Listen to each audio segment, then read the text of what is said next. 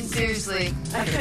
Look, let's get him into the light a little bit more. Wow. If anyone ever looks red carpet ready. I'm usually on the opposite side of the red carpet, so that's a little bit of a novelty for me. Look at you. How are you guys this morning? Very good. Sebastian Sender joins us again, the Director of Entertainment, Special Events and Catering.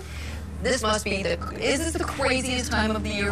It can be. It can be. It's funny. We usually find out about 2 to 3 days into festival. Everything's so last minute this time of year that sort of everything seems to be, if it's too calm in the beginning, you're like, wait a second, something's going to happen. So no, it's actually, but it'll be crazy busy. But it'll be a fun busy. Yeah.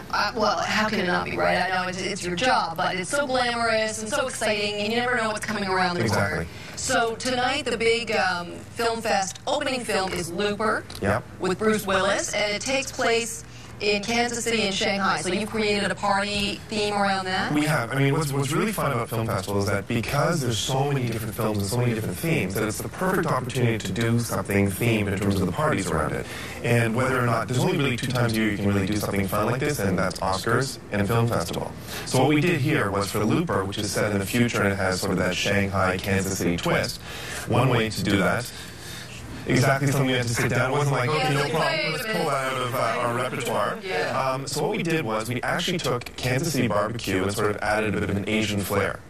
And what's fun about this is that throughout the whole festival, for all the different films that are going on, we're going to sort of be throwing out their ideas of party ideas, so people at home as well can, when these movies come out on video or these in the theaters, etc., they can throw their own little parties with all these same sort of theme-infused kind of foods and drinks.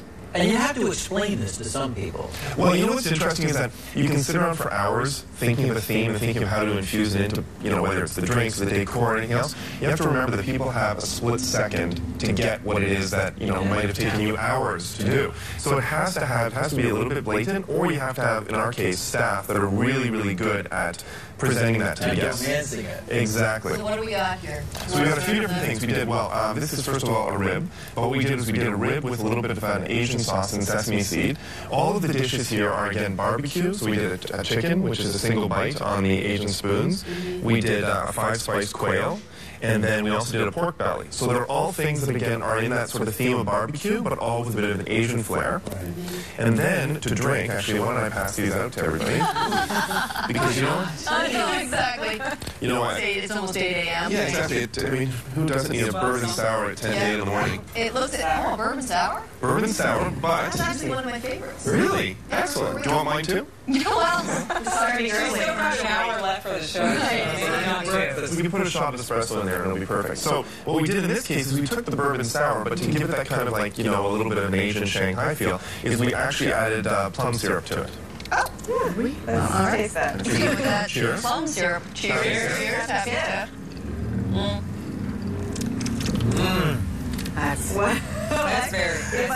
If I drank that a little bit more, I think nobody will be doing the news. Yeah. We'll put it in the McCafe cups. Don't do it. But you know what? In terms of theming the parties, in terms of you want it to be fun for your guests. So at home, if you're sort of going to do your own sort of party theme around movies, it's a lot of fun to do, but you want to remember 2 things. Number 1 is don't make it too complicated, because then you have to do too much explaining to your guests. If you have to sit there and explain for 5 minutes what you meant, it defeats the purpose. And try and do things that people are actually going to enjoy. So from watching a little bit earlier, I'm assuming that the party with the blanket and the people throwing spoons at you was not something that... enjoyable. They were actually whacking you with a spoon. Whacking with spoons, which I cannot, I can't even guess what the theme was. Well, it's some sort of weird suburban alternate culture thing, I'm sure. I guess so, but it's just like, usually Tom Cruise showed up. It's really odd. Oh, Tom Cruise is there. And Tom Cruise is whacking you with a spoon while you're under a blanket. That's a whole different thing. Totally. Yeah, now it's a trend. Now, Sebastian, when you throw a little soiree like this, are you within your rights to demand a costume theme of any kind, a little touch? You know what, you can, but at the same time, you don't want to put too much emphasis on your guests having to do too much work.